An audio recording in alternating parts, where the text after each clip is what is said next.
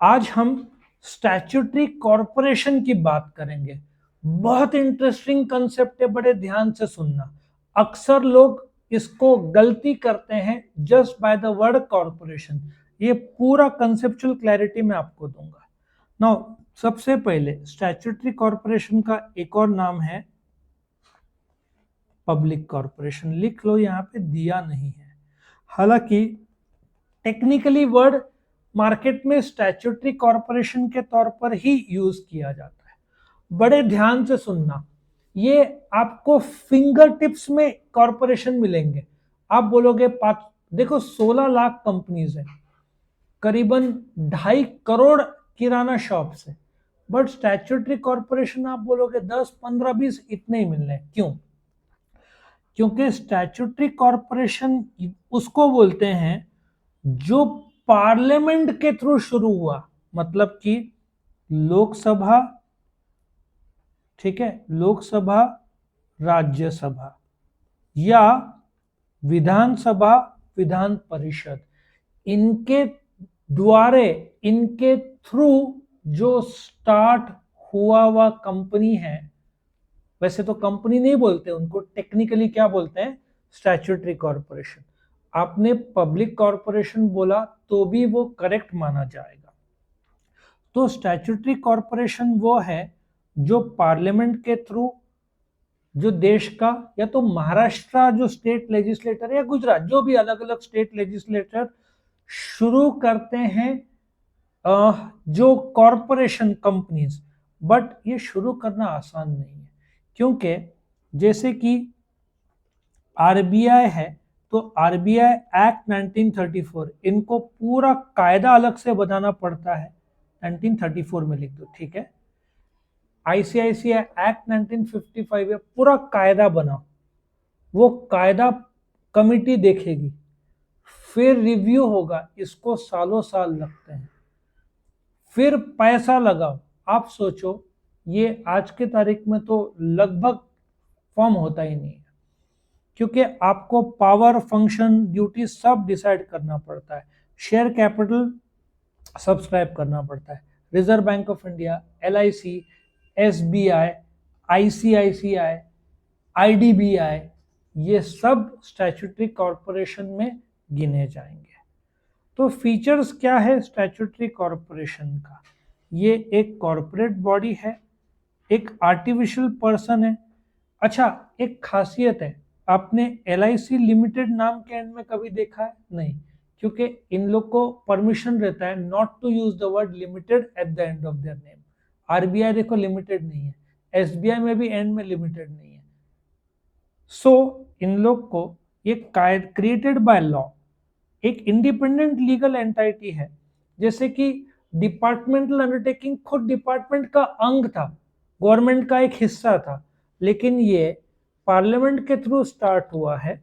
एक सेपरेट संस्था का नाम दिया है, जैसे कि एलआईसी। ये बोर्ड ऑफ डायरेक्टर्स है जो गवर्नमेंट कॉन्स्टिट्यूट करता है, अपॉइंट करता है। ये संस्था खुद के नाम पर कॉन्ट्रैक्ट कर सकता है, कोई दिक्कत नहीं। आया समझ में? Corporate body, they are answerable to whom? To the legislature, parliament के लोग आंसरेबल है। और बाय द वे, एलआईसी, इतने साल से एलआईसी का फाइनल अकाउंट किसी को पता नहीं था। क्यों? They are answerable to the parliament. Final accounts parliament को दिखाते थे, पब्लिक को नहीं। सो जो एलआईसी ने शेयर्स, उसमें से कुछ गवर्नमेंट ने डाइल्यूट किया और पब्लिक में लाया। अब आप लोग एलआईसी का फाइनल अकाउंट देख पाओगे। अब तक एलआईसी का पार्लियामेंट में जाता था, they are answerable to the parliament, ठीक है। पार्लियामेंट इंटरफेयर नहीं करता, but they are answerable to the parliament. कुछ गड़बड़ी हुआ तो parliament can ask them questions for sure. Own staffing system, एक अच्छी बात है कि ये लोग गवर्नमेंट सर्वेंट्स नहीं है। जैसे इंडियन रेलवेज में जाने के लिए, या आपको गवर्नमेंट का सेक्रेटरी बनना है, तो यूपीएससी है ना, यूपीएससी, एमपीएससी, सब एग्जाम देने पड़ते हैं। रेलवेज में जाने के लिए रेलवे बोर्ड्स के एग्जाम देने पड़ते हैं। यहाँ पे इन लोग को एग्जाम ऐसा देने की जरूरत नहीं है। हालांकि आईडीबीआई सब रखेंगे खुद के एग्जाम्स, लेकिन बोलते हैं ना, ये गवर्नमेंट सर्वेंट्स नहीं है। जो गवर्नमेंट सर्वेंट्स को बेनिफिट्स मिलता है, इनको नहीं मिलेगा। They are normal employees of the company, of the corporation. ठीक है, इनको बेनिफिट मिलता है गवर्नमेंट का, but they are not civil servants as departmental organisation, ठीक है। फिर फिनेंशियल ऑटोनॉमी, इनको फिनेंशियल ऑटोनॉमी है, लेकिन अगेन एक बात है, आप फिनेंशियल फैसला करोगे, आपको पार्लियामेंट को जवाब देना है, तो एक डर रहेगा। सो ऑटोनॉमी है, आजादी है, लेकिन आप आंसरेबल हो पार्लियामेंट को, इसलिए आप नवे फैसले लोगे नहीं। इसलिए एलआईसी एक कॉमेडी है, यह आप बोलना चाहिए। एलआईसी लाइफ इंश्योरेंस में किंग है, मानते हो, अनडिस्प्यूटेड किंग है, लेकिन वो लोग कभी भी मेडिक्लेम में एंटर नहीं हुए, कभी भी मोटर इंश्योरेंस में एंटर नहीं हुए। एलआईसी कर सकता था ना, एलआईसी अभी न्यूज आ रहा है एलआईसी शायद मोटर इंश्योरेंस में एंटर करे। कितने साल हो गए 1955 के बाद में, करीबन 60-70 साल हो गए।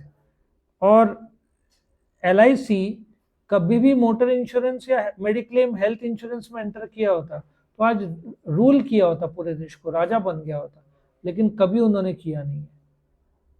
तो सब पार्लियामेंट के थ्रू गवर्नड है, तो स्लो एंड स्टडी मूव हुआ, ठीक है। और एचडीएफसी ले लो, तो एचडीएफसी प्राइवेट है, तो एचडीएफसी होम लोन था, एचडीएफसी बैंक था, एचडीएफसी का इन्वेस्टमेंट का HD I think HDI something नाम है, क्रेडिट कार्ड्स है उनका, इंश्योरेंस है उनका, आया ना समझ में। सो जब गवर्नमेंट का दखलंदाजी या डिस्टर्बेंस नहीं होगा तो बहुत आगे बढ़ जाता है संस्था। तो फिनेंशियल ऑटोनॉमी है, आज़ादी, बट बिकॉज पार्लियामेंट को जवाब देना है, ये लोग का डिसीजन बहुत स्लो हो जाता है।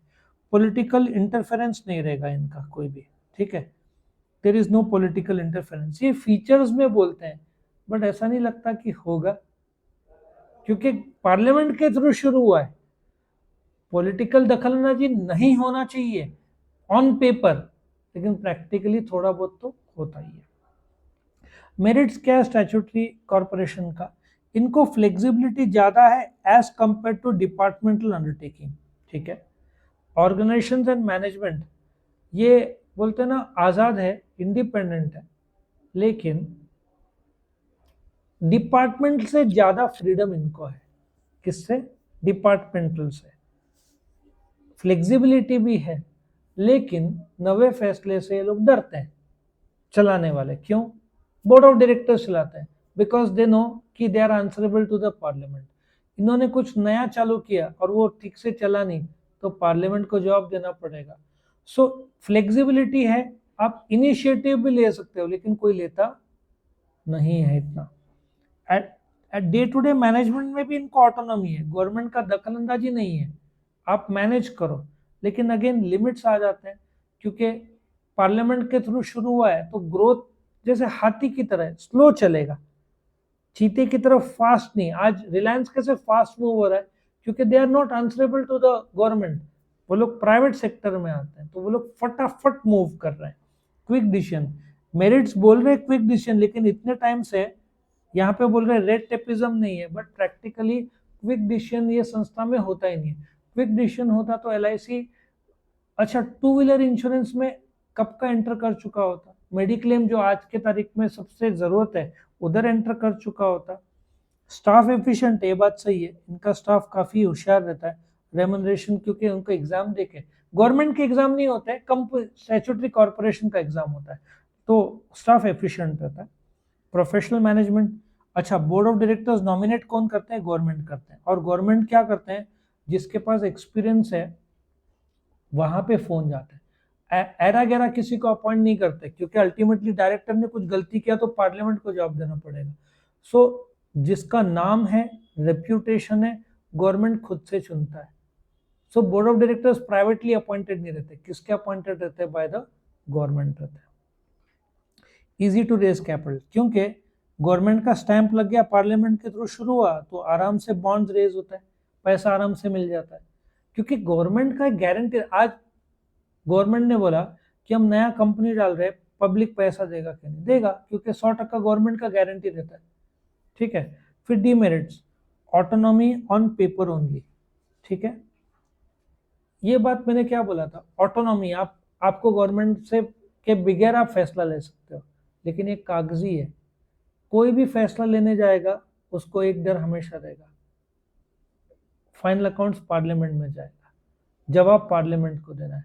सो ये लोग क्या ऑपरेट करेंगे? सेफली। इसलिए LIC कभी डाइवर्ट हुआ ही नहीं, सिर्फ लाइफ इंश्योरेंस में, सिर्फ लाइफ इंश्योरेंस में, कभी उसने कुछ दूसरा नहीं किया। लेकिन आज लग रहा है कि, मुझे भी लग रहा है 20 साल पहले मेडिक्लेम और मोटर इंश्योरेंस में आ गया होता तो दूसरे लोगों की मनमानी नहीं हुई होती। प्राइवेट सेक्टर में कुछ लोग बहुत ज्यादा इंश्योरेंस कर लेते हैं, मेडिक्लेम में खास करके। लैक ऑफ इनिशिएटिव, खुद से कौन फैसला लेगा? इनको कंपटीशन की जरूरत, कोई डर नहीं, कोई जॉब जाने का खतरा नहीं, क्योंकि एक प्रकार का पार्लियामेंट के थ्रू शुरू हुआ हुआ कंपनी ना, ये लोग एम्प्लॉय को कम तो नहीं करेंगे। हाँ, इन सम केसेस जो रिटायर्ड हो चुके हैं वो जगह नहीं भरेंगे, पॉसिबल है, लेकिन गवर्नमेंट क्या करेगा? या कम स्टैट्यूटरी कॉर्पोरेशन में क्यों एम्प्लॉयज इधर जाना चाहते हैं? आज के तारीख में मेजॉरिटी या बहुत सारे यंगस्टर्स क्यों गवर्नमेंट का ही जॉब देखते हैं? On a day to day basis में देखता हूँ मेजरली लोग को गवर्नमेंट जॉब ही चाहिए। क्यों? एक ही चीज है, हाँ, सिक्योरिटी। भाई कुछ भी हो मुझे हटाएंगे नहीं। करप्शन तो चॉइस है जिसका करना है, लेकिन सिक्योरिटी, करप्शन करना है वो बात की बात है, जिसको करना है वो करेगा, जिसको नहीं करना है, लेकिन सिक्योर हटाते नहीं है गवर्नमेंट एम्प्लॉय को। प्राइवेट सेक्टर में आज क्या 2 महीने का पगार दिया, चल निकल, ऐसा हो गया। तो तुमको झक मार के काम करना पड़ता है। गवर्नमेंट में काम करो नहीं करो, कौन पूछने वाला है? तो लाइफ टाइम 58-60 तक तुम सिक्योर हो जॉब में। इसलिए लोग को लगता है चलो गवर्नमेंट में लग गए ना, लड़की भी अच्छी मिल जाती है शादी के लिए। गवर्नमेंट का थप्पा मिला तो तुरंत शादी, आपको तो लाइन से लग जाएंगे। एक तो शादी तो बाद में, पहले सिक्योरिटी, तुम्हारा लाइफ टाइम सिक्योर्ड हो गया। अच्छा, रिटायरमेंट के बाद पेंशन भी मिलता है। आज मिलिट्री का जो है सूबेदार है, इन लोग को कितना मिलता है? 30,000 रुपीज अ मंथ। 30,000 में गुजारा हो जाता है, प्लस खाने की वस्तु बाहर से थोड़ी लेना है, कैंटीन से लेना है। कैंटीन में सस्ते में मिलता है। सुना है ना कैंटीन, मिलिट्री कैंटीन, उनको मेजोरिटी सामान वहां से आ जाता है, 30,000 में गुजारा हो जाता है। So life time plus pension में भी आप पूरा जीवन काट सकते हो। इसलिए बहुत सारे यंगस्टर्स गवर्नमेंट जॉब ही देखते हैं। उसमें गवर्नमेंट जॉब नहीं तो स्टैट्यूटरी कॉर्पोरेशन देखेंगे। इनका स्ट्रक्चर बहुत रिजिड है, ऑब्जेक्ट्स, पावर्स, ठीक है ना। इनका जैसे LIC एक्ट है 1955, ये प्रॉब्लम ये है कि इनको LIC एक्ट में अब जैसे एक कायदा बनाया है, बाकी कायदे लागू नहीं होंगे। LIC का जो एक्ट है, RBI एक्ट है, सो RBI को खुद का बनाया हुआ, जो पार्लियामेंट ने बनाया हुआ एक्ट फॉलो करना पड़ेगा। ICICI एक्ट 55 है, SBI एक्ट 55 है, RBI एक्ट 34 है।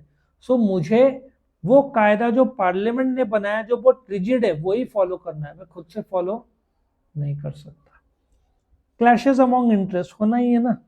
गवर्नमेंट बोर्ड ऑफ डायरेक्टर्स को अपॉइंट करते हैं, इनका काम है। एयर इंडिया में डूबने का काम, एयर इंडिया जो डूबा, जो बिक गया, टाटा मोटर्स ने जो खरीदा, टाटा ने जो खरीदा, अभी 2008 में I think they earn 18 crore का नेट प्रॉफिट। किसने? एयर इंडिया ने। फिर इन लोगों ने 50,000 करोड़ के एरोप्लेन एक साथ ऑर्डर कर दिए। ब्याज कितना होगा? 10% के हिसाब से 5,000 करोड़, 5,000 करोड़, 50,000 का 10% इज 5,000 करोड़।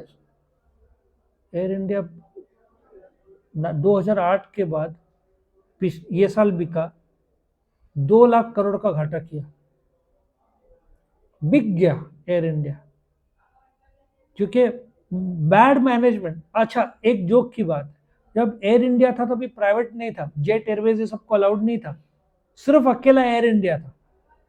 बोलते ना राजा, उसके 2 भाग थे, इंडियन एयरलाइंस देश के भीतर, एयर इंडिया फॉरेन के लिए, फिर दोनों मर्ज हो गए। अब एयर इंडिया अकेला, फिर कंपटीशन आया, जेट एयरवेज, किंगफिशर, और जेट और किंगफिशर फ्रॉड की वजह से या इसकी वजह से बंद हो गए। आज इंडिगो देखो 65% मार्केट शेयर पे चल रहा है। क्यों? कंपटीशन ही का है, सब खत्म होते गए। सो जब कोई था नहीं, जब बोलते ना पूरा मलाई मिलना था, तब इन लोगों ने मिसमैनेजमेंट कर दिया। ऑफ कोर्स पॉलिटिक्स और बोर्ड ऑफ डायरेक्टर्स किसको दोष देवे, वो बहुत बड़ा टॉपिक है, लेकिन बोर्ड ऑफ डायरेक्टर्स क्या चाहते हैं, एम्प्लॉयज क्या चाहते हैं, कस्टमर्स क्या चाहते हैं, सबको देख के चलना पड़ता है।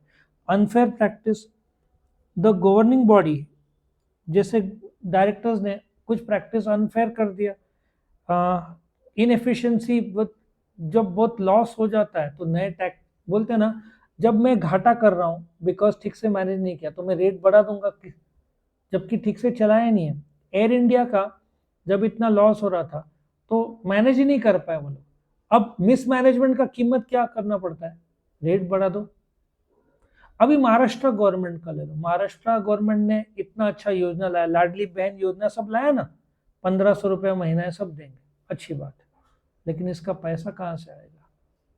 सर वो जो पैसा बांटेंगे फिर उनके बाद तो उसका उसका पैसा जो, हाँ, जो कम पड़ेगा ना, अब स्टैम्प ड्यूटी में, अब 1500 बहुत अच्छी बात है महाराष्ट्र गवर्नमेंट कर रहे हैं, लेकिन तुरंत गवर्नमेंट पर लोड आना शुरू हो जाएगा, महीने का देना है, करोड़ों में देना है ना पेमेंट्स, तो गवर्नमेंट को आमदनी तो बढ़ाना पड़ेगा। तो अब स्टैम्प ड्यूटी जो 100 रुपए का था 500 रुपए कर दिया, जो 100 रुपए में होता था ना काम, अभी 100 रुपए नहीं, मिनिमम 500 कर दिया। तो कहीं ना कहीं तो गवर्नमेंट को बढ़ाना पड़ेगा। तो यहाँ पे सो अनफेयर प्रैक्टिस की मैं बात नहीं कर रहा हूँ, मैं बोल रहा हूँ कि कभी बढ़ गया तो इधर से लाना पड़ेगा। अब स्टैट्यूटरी कॉर्पोरेशन ले लो, मिसमैनेजमेंट क्या लॉस हो रहा है तो आर्टिफिशियली रेट बढ़ाना पड़ता है, ये भी एक प्रॉब्लम हो सकता है। सो ये था स्टैट्यूटरी कॉर्पोरेशन के बारे में, फीचर्स, मेरिट्स और डीमेरिट्स, यहाँ पे ये खत्म होता है।